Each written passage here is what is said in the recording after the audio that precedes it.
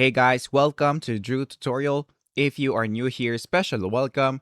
In this video, I will show you how to watch UEFA Nations League in Canada. So the first thing that we are going to do is to open our browser.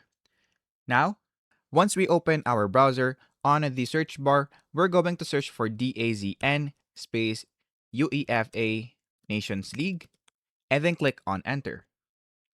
After doing that, just click the first link right here and then you will be redirected into their website. Now after that, of course, what we're going to do if you already have an account is to log in. However, if you don't have an account yet, we're going to click on sign up now. So click on sign up now. And then in this part, you'll just have to choose your preferred subscription. So let's say, for example, that we want to use this. So we're going to click on get started and then click on continue with standard. After that, just choose again the preferred plan and then click on continue.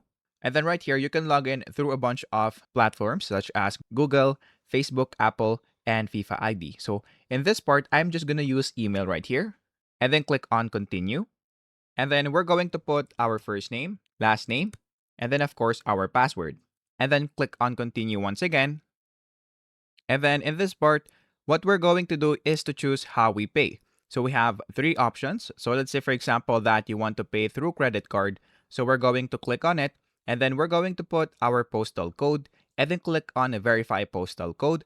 And then once you do that, you will now have to put your credit card information. So you'll just have to put it right here. And then once you do that, just click on pay now.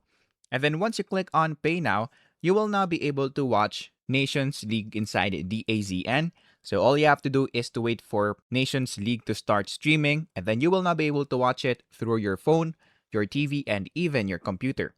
So if you found this video helpful, please don't forget to like and subscribe. That would be much appreciated. And that is basically it.